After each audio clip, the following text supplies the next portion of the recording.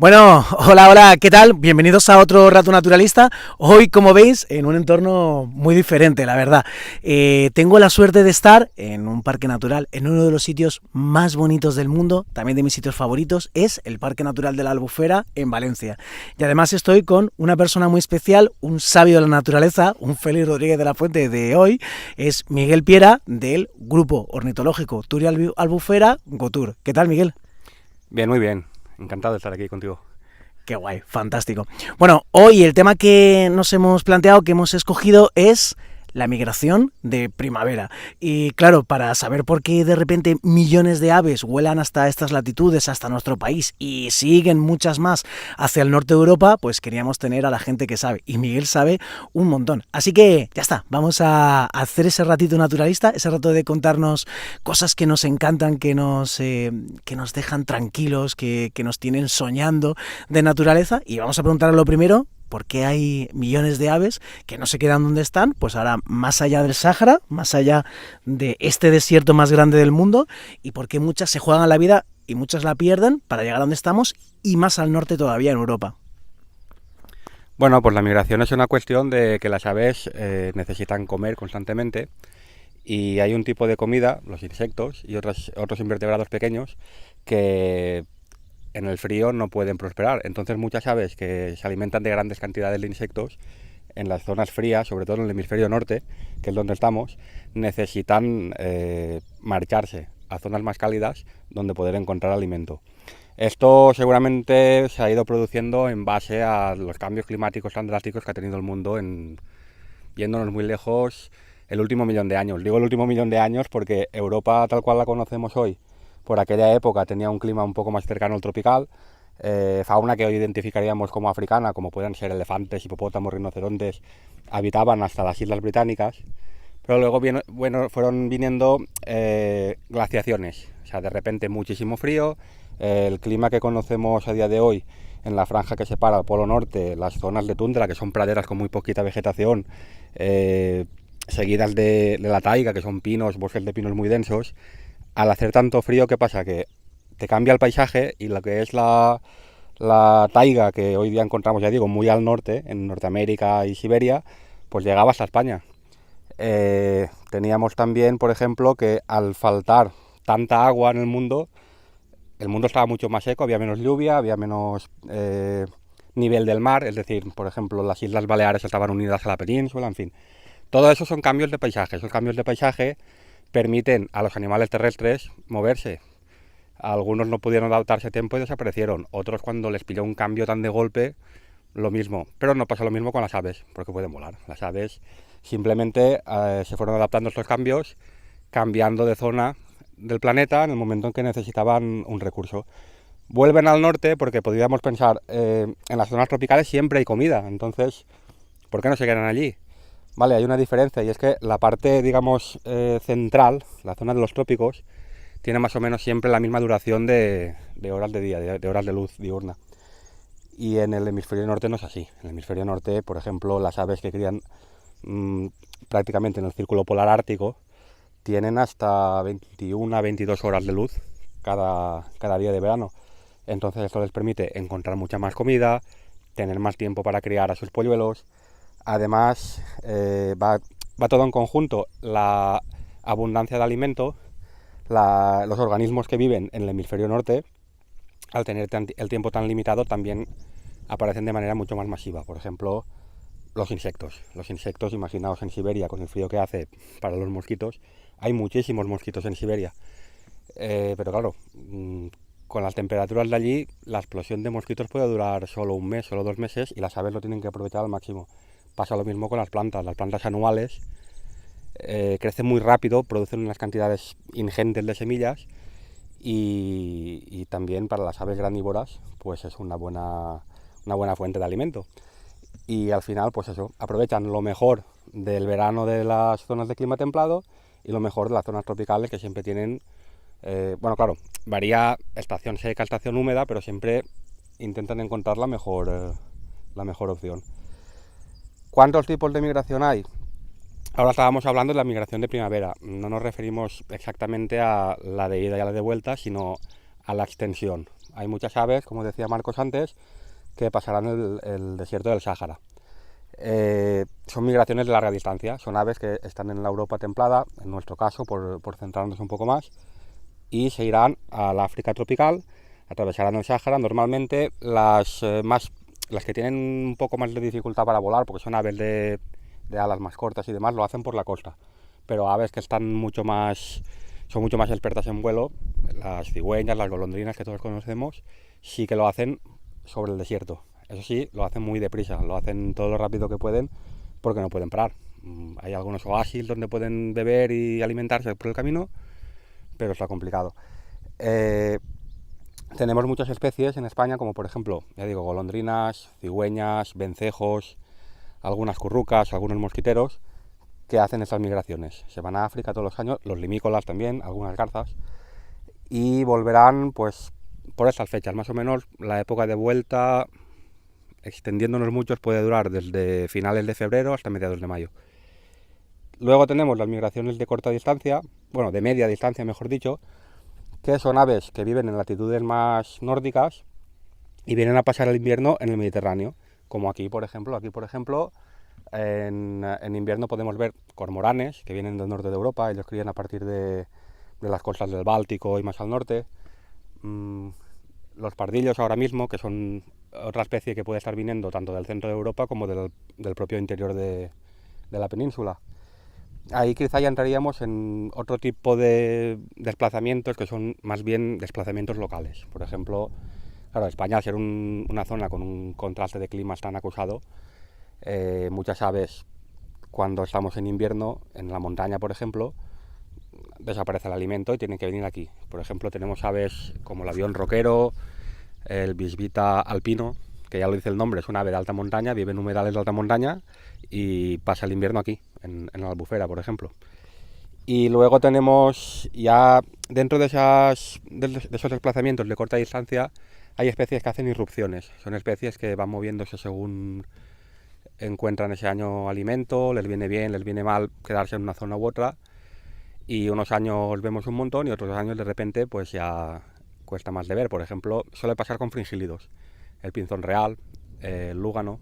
Pinzón real, por ejemplo, también aquí donde estamos es una zona donde suele observarse todos los años, pero ya digo, algún año puedes ver uno o dos, otros años puedes ver 200, es muy variable. Ok. Entonces, si me he enterado bien, resulta que, al igual que los humanos quieren que sus bebés tengan lo mejor, el mejor cochecito, la mejor ropa, resulta que las aves también quieren que cuando van a sacar a los polluelos adelante tengan los máximos recursos, la máxima comida, puedan tener el máximo tiempo para hacerlo lo mejor posible, tener cuanto más pollos mejor, que estos tengan el mejor alimento para salir adelante y poder reponer pues todos esos miembros de su especie que muchas veces precisamente también en las migraciones pues desaparecen, ¿no? Mueren pues a veces sobre el mar en una tormenta, a veces son cazados tanto por aves rapaces como también por personas, así que se esfuerzan y por eso se juegan las plumas, ¿no? Moviéndose a lo largo de todo el globo en ese viaje hacia el norte, ahora y luego más tarde, ¿no? Al cierre del verano, los vencejos a mitad del verano incluso, ¿no?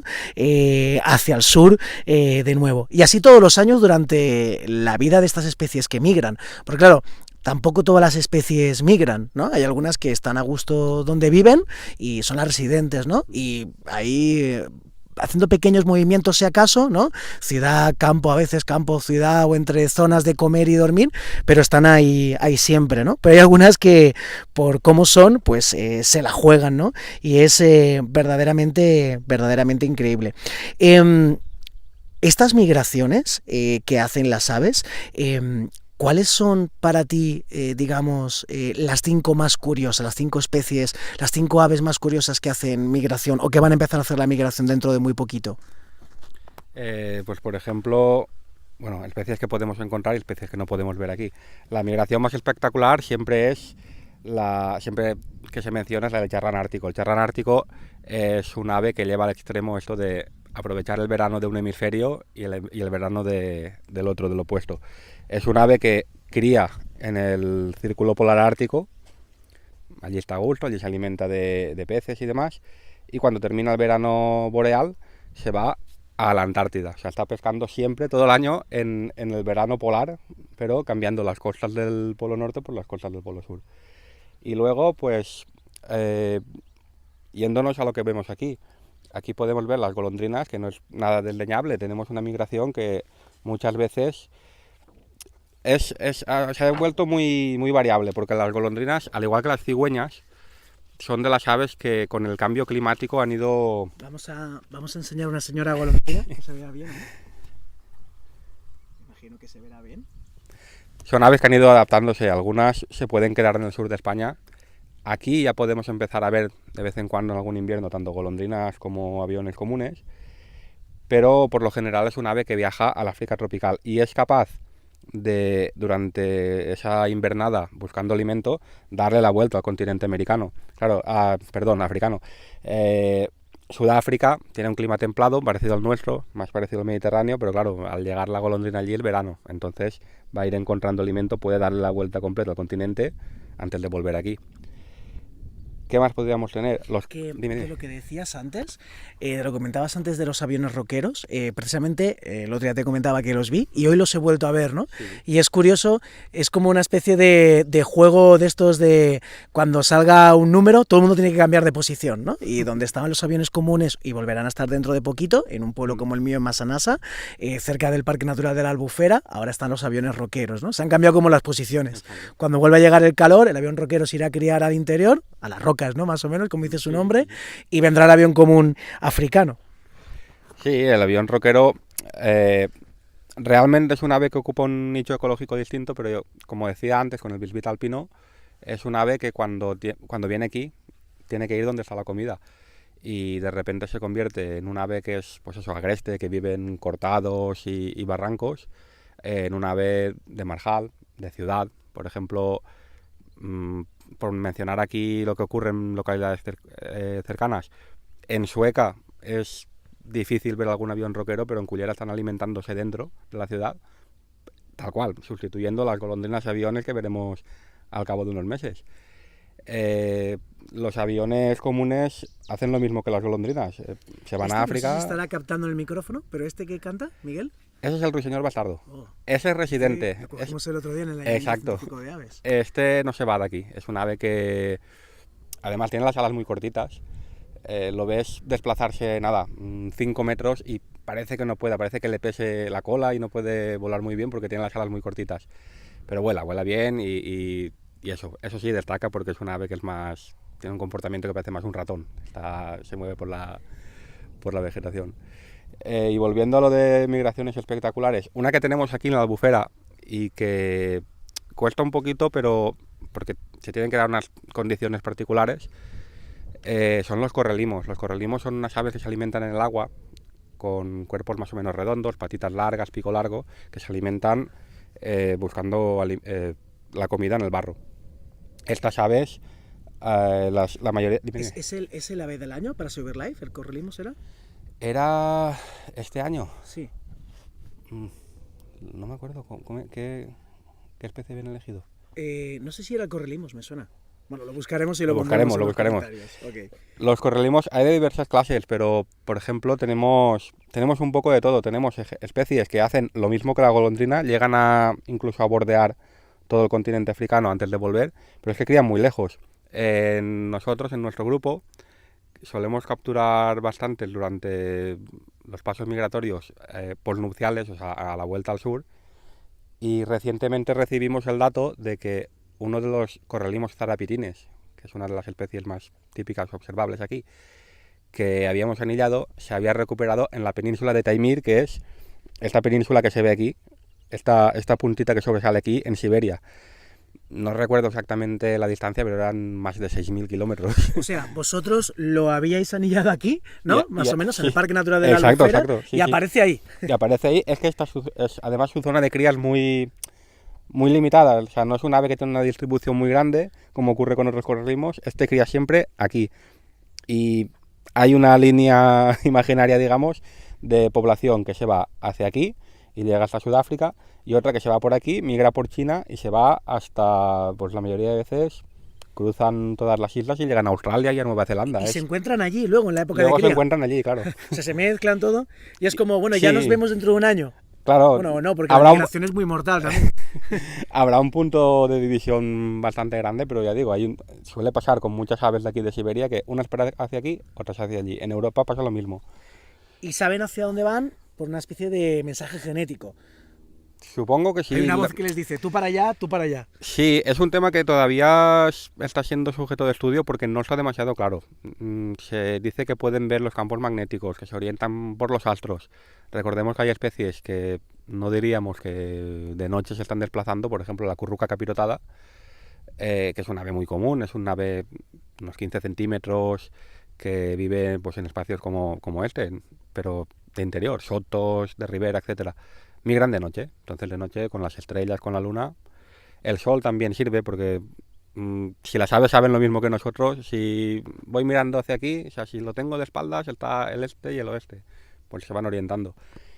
Y eso, los correlimos, tenemos especies que pasan el invierno aquí. Por ejemplo, el correlimos tridáctilo, esos pajaritos blancos que si vemos en la playa van correteando por la línea donde rompen las olas, son de muy al norte, de Escandinavia, pero en las zonas ya polares. Y crían allí en verano y luego pasan el invierno aquí. Están hasta muy tarde, hasta principios de mayo empiezan a marcharse. Y eso, son de los poquitos correlimos que hay que se quedan en el Mediterráneo. Hay algunas especies, porque son más resistentes, porque el tipo de alimento que necesitan no es tan específico, que su migración es eso, mucho más corta, o sea, a las Islas Británicas, norte de Francia como mucho, pero ya son especies que, pues eso, más resistentes. Por ejemplo, el cisne cantor, que es un cisne, es un animal así de grande, el pigargo, que es la rapaz más grande, la rapaz cazadora más grande de Europa, el buitre negro sería absoluta, o sea, la rapaz absoluta más grande. Y, por ejemplo, también pájaros pequeños. El escribano lapón, el escribano nival, el ampelis europeo son pajaritos pequeños que suelen quedarse en el centro de Europa en invierno. O sea, imaginaos la resistencia de esos animales y lo lejos que deben estar criando. Qué tela. Te voy a preguntar sobre un ave que yo creo que nos va a dar paso a la siguiente cosa de la que queríamos hablar, y es por el águila calzada. El martes que estuvimos juntos anillando aquí, bueno, tú ya nosotros te veíamos y aprendíamos, vimos un águila calzada. Normalmente, por lo que yo tenía entendido cuando empecé a aprender de aves, las águilas calzadas se van a África en invierno. Sin embargo, parece que desde hace algunos años hay algunas que se quedan por aquí. Y lo que queríamos preguntarte, Miguel, es cómo se lo ponemos difícil a las aves, por cómo estamos viendo a las personas en esa migración, que es de los últimos movimientos que todavía ocurren en el planeta libres y salvajes, de las últimas migraciones. Ya es muy difícil ver las grandes migraciones de animales terrestres que ocurrían en el pasado. Hemos fragmentado, hemos puesto vallas y obstáculos por todos los sitios. Solo en África, en algunos lugares, todavía hay grandes migraciones, pero en Europa las grandes migraciones que había hace miles de años, pues ya las hemos impedido, ya no ocurren. Hay migraciones en el mar y hay migraciones en el aire todavía. Pero aún así, tanto en el mar como por aire, lo ponemos difícil. Entonces el águila calzada, por ejemplo, es una de esas que quizá por cuestiones ajenas a ella, no la ha decidido ella exactamente, pues ya no todas van a África, ¿no? Cuando antes sí lo hacían todas, o prácticamente todas. Entonces queremos preguntarte eso, por cómo se lo estamos poniendo difícil a las aves, no por lamentarnos, sino luego pensaremos qué podemos hacer, ¿no? Pues el caso del águila calzada es bastante interesante porque se ha llegado, no solo es que se queden aquí, y no solo se ha notado un aumento bastante significativo aquí en el Parque Natural de la Albufera de hibernada, de águila calzada. Posiblemente se debe ha encontrado una fuente de alimento que le viene bien. Seguramente entre los roedores que encuentran los rastrojos y la proliferación de conejos en las huertas, cerca de la montaña de Cullera y demás, que aquí, por suerte, cotos de caza menor no suele haber muchos. Entonces, los conejos todavía tienen bastante poblaciones buenas, no han tenido tampoco problemas de enfermedades ni demás. Y mira, por ejemplo, en Sueca, aquí terminan los edificios, enseguida vienen los primeros campos que se quedaron, pues eso, entre la construcción de la expansión de la ciudad y los campos que han quedado abandonados, y está lleno de conejos. Entonces el águila calzada, de hecho, no es raro verla patrullando por allí. en invierno. Y tenemos casos tan exagerados, o sea, de lo buena que es esta zona para que pasen el invierno, que se sabe gracias a radiotransmisores, que hay las calzadas que crían en el sur de España, en invierno se van hacia arriba y se vienen aquí. Hacen al revés, hacen ¿no? al revés. Había una águila calzada, creo que era de alguna zona de Málaga, me parece que era, que pasa el invierno en Cullera, y lo ha hecho varios años ya. Y sobre cómo estamos influenciando, o sea, cómo perjudicamos en alguna manera a las aves durante su migración. Claro, lo que decías, los mamíferos grandes lo tienen mal porque es cambiar completamente la tierra salvaje por tierras de cultivo, de pasto, directamente. O sea, en Europa ha desaparecido todo. En Europa, mamíferos que se podían desplazar, los caballos se han extinguido, los renos quedan muy poquitos, ya tendríamos que irnos, por lo que dices, a África o ya a la tundra canadiense o siberiana. Las aves parece que no, parece que como tienen alas pueden llegar a cualquier sitio, pero no es así, tienen que comer. Y hacer un viaje de tantísimos kilómetros para un animal que pesa entre 6 y 30 gramos, pues requiere también unas cantidades de alimento importantes. Y ellos durante su viaje necesitan zonas aptas para poder parar, pues como si fuera una gasolinera, para poder repostar. Las aves tienen una manera de acumular la energía diferente a nosotros los mamíferos, que es prácticamente como echar combustible en un depósito. Ellas acumulan la grasa de una manera que se va consumiendo durante el vuelo. El movimiento de alas pues es un esfuerzo tremendo. Y claro, pues lo mismo que con los mamíferos, si muchas tierras, muchos humedales, que son los que suelen concentrar la mayor cantidad de zonas aptas para alimentarse, tanto para aves granívoras como insectívoras, se han convertido en tierras de cultivo, se han convertido en urbanizaciones y demás, pues las aves de un punto a otro cada vez tienen que hacer más distancia. Entonces estamos obligándolas o a que cambien de ruta o a que se busquen la vida por otra parte, cambiando la zona costera por el interior. El Mediterráneo era una zona con una cadena de humedales excelente y siguen quedando fragmentos, pero claro, cada vez están más separados. Y ya a un nivel mucho más grande está el calentamiento global.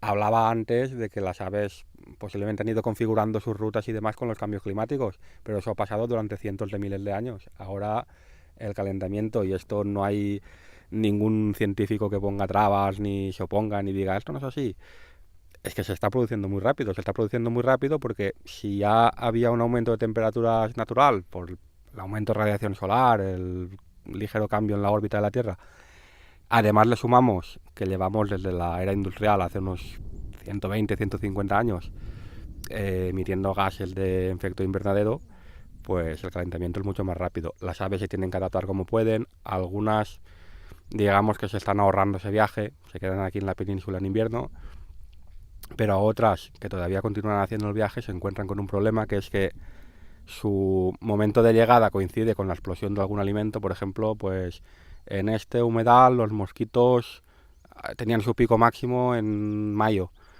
Si ese pico máximo se produce a principios de abril, cuando las aves llegan aquí, ya no hay comida y ya no pueden tener tanto éxito reproductor. Total. Yo creo que lo has contado ahí muy bien.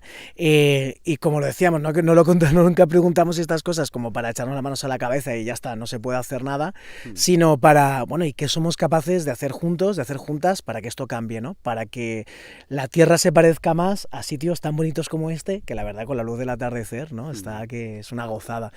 Yo quería dar también alguna pista que tiene que ver con los ratos que hemos hecho. Ya hicimos un rato naturalista especial hablando de que en Navidad también tus compras podían ayudar a la conservación de la naturaleza y a los derechos de las personas. Ese se puede revisar porque vale obviamente para la fecha tan gorda de compras que es Navidad, pero también para todo el año. Y muchas de esas compras, sobre todo si compramos las cosas que vienen de cerquita, tienen que ver con cambio climático. Vamos a ayudar a que no haya tanto cambio climático. Y luego le vamos a dedicar, esperemos que pueda venir otro experto como tú en este caso de cambio climático, Andreu Escrivá. Hablaremos también de eso en abril, si todo va bien, ¿no? También la idea de organizarnos, ¿no? De poder contarnos lo importante que es, ¿no? Cambiar un poquito cómo estamos viviendo para vivir mejor, ¿no? Y organizarnos con el grupo que más nos guste. Puedes hacerte científico, ¿no? Como Miguel, en el grupo ornitológico de Turia Albufera. Puedes aprender a ser anillador o anilladora científica. Puedes juntarte al grupo de jóvenes linces, Acció Ecologista Agro, a Silverlife, a Greenpeace, a Dena, la que más te guste, la que tengas más cerquita, ¿no? Pero juntarse con más gente para seguir aprendiendo de estos temas y ver qué podemos hacer juntos, juntas, yo creo que es fundamental. ¿Qué más cosas se te ocurren a ti que se pueden hacer o qué más piensas sobre esto? Pues a nivel individual, claro, para una persona poder contribuir a grandes cambios está complicado, pero siempre es posible, o sea, siempre es posible, pues con detalles pequeños que van desde separar la basura, que por suerte en eso hemos avanzado muchísimo, todos tenemos en nuestras ciudades contenedores separados para evitar, para hacer una gestión mejor de residuos. Estamos teniendo el problema últimamente con los plásticos, que es terrible, la verdad, porque es que no solo es bolsas flotando, es que sabéis que el plástico al sol se deshace y las aguas se contaminan. Imagínate, donde se contaminan las aguas, los peces mueren, las aves mismo que se alimentan de ellos, pues pueden tener problemas. Colaborar en todos los proyectos que podamos, en voluntariados de limpieza y demás. Muchas veces los voluntariados van desde, pues eso, recogida de plásticos en el parque natural, eliminación de especies invasoras de plantas, por ejemplo la uña de gato, que es una planta que se trajo de Sudáfrica. Las especies invasoras, lo que ocurre es eso, que son especies que no tienen competencia, no tienen control natural, se expanden y ocupan rápidamente, pues, zonas que hubieran sido ocupados por las especies autóctonas. Y sabéis que las especies autóctonas pues forman parte de la pirámide de la vida de cada zona, ¿no? Están ligadas a otros animales y a otras plantas que se necesitan unos a otros. Si rompes ese equilibrio, pues no va bien la cosa. Y también tenemos una cosa siempre muy importante, y esto es gratis, como quien dice, y más teniendo internet, que es aprender, conocer lo que tienes en el entorno. O sea, ser de aquí, de localidades cercanas a la Albufera, sal a la Albufera, conócela, ven actividades como las nuestras, ven actividades de otros grupos que te explicarán encantados cualquier cosa sobre la vida y todo lo que tenemos aquí, y proyectos como este, por ejemplo, el Ullal de Baldoví, que me lo has comentado tú muchas veces, que tú también lo has visto. Yo, al ser de aquí, pues era el típico sitio que venías con la bicicleta de pequeño, que esto era un sitio, es una maravilla de sitio, es un surgimiento de agua subterránea que forma una lagunita, aguas limpísimas, pero estaba pues totalmente al descubierto. Entonces la gente venía a pescar, la gente deja sus residuos, en fin. Y lo que se hizo simplemente fue comprar unos cuantos campos de rota alrededor, se plantaron unas cuantas especies autóctonas, hay más árboles, hay más vegetación, la lagunita central se ha convertido en 3 lagunas y tenemos un espacio estupendo que, con poca acción que se ha hecho, yo por mí, si fuera posible, todos los Ullals que hay en la Albufera, que hay más, que se hiciera lo mismo, y tendríamos pues espacios como este, que además es un buen espacio para que las aves se detengan durante su migración y puedan encontrar alimento. Qué bueno. La verdad, Miguel, que, joder, me encanta. Si también os está gustando como me está gustando a mí, que estoy aprendiendo, siempre aprendo un montón con Miguel, con la gente que sabe, pues ya sabéis, luego le dais a like, compartís, hacéis rular el enlace. Vamos a la última pregunta, que es, se acerca la migración de primavera, hablabas antes de final de febrero, aunque entiendo que en el año, en función del calor que hace, las aves, las especies, todo, ¿no? Que varía un poquito. El caso es, cómo la podemos disfrutar, ¿no? Es decir, sitios que nos recomiendas o cosas que podemos hacer para no perdernos uno de los grandes espectáculos que nos brinda todavía el planeta en cuanto a naturaleza salvaje. Sí, pues enlazando un poco con lo dicho anteriormente, en estos sitios de parada, como son las reservas naturales, que son los humedales, cerca del río, cerca de sotos, en arroyos y demás, lagunas pequeñas, costeras, la playa mismo, todas estas zonas que suelen concentrar mayor cantidad de alimento disponible, suelen ser las mejores para observar aves. También zonas, diríamos, como de parada obligatoria, que también nos viene bien este ejemplo porque esto prácticamente es una isla de vegetación en medio de toda la llanura de arrozales. La montañeta de Sants lo mismo, o sea, cualquier ornitólogo de la Albufera te dirá que la Albufera, que la montañeta de Sants es estupenda, porque es que es verdad, vienes en épocas de paso migratorio y todas las currucas, los colirrojos, petirrojos, papamoscas, un montón de especies aparecen por allí y alguna sorpresa te llevas, alguna especie que se ha perdido, porque esa es otra, las aves migratorias a veces se pierden, es normal, o sea, una tormenta, lo que sea, y te aparece un ave que normalmente cruza por Turquía y Oriente Medio, te aparece aquí. Y eso es una de las cosas, uno de los alicientes también para los ornitólogos, ¿no? ¿Qué necesitamos? Pues prismáticos, un catalejo compacto y una guía de aves de Europa, una guía de aves de España, que viene todo, allí viene todo y nos da claves como esta, exacto, que da claves para identificar y separar aves muy parecidas.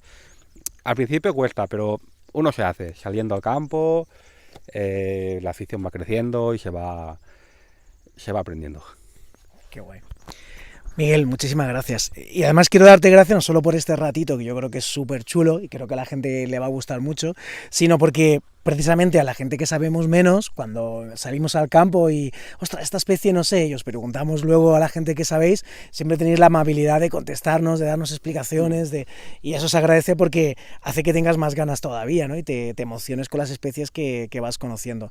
Así que nada, Miguel, gracias por este ratito, por compartir todas esas cosas que sabes, espero que os guste un montón y ayudarnos a que llegue más gente. Por cierto, Miguel, aparte de habernos contado ahora lo que sabes aquí, tú también tienes un canal de YouTube. Exacto. Sí, tengo un canal de YouTube, no hago apariciones yo, digamos, ¿no? Haciendo algún tipo de reportaje y nada, simplemente voy colgando vídeos. Se llama MP Birds, o sea, M de Madrid, P de Pamplona, B de Barcelona, bueno, Birds.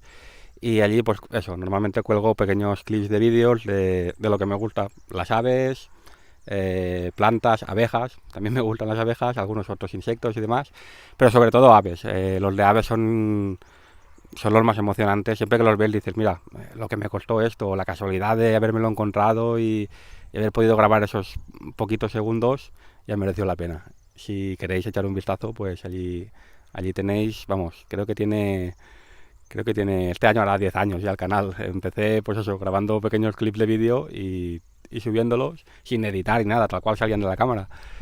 Y allí está, para el que quiera echarle un vistazo. Qué guay, yo estoy suscrito y merece mucho la pena. Gotur está en Twitter, así que creo que es @goturanellament, si no buscador Gotur, y sabéis que también está Axiocologista Agro, Jóvenes Linces, y hasta aquí, muchas gracias, adiós.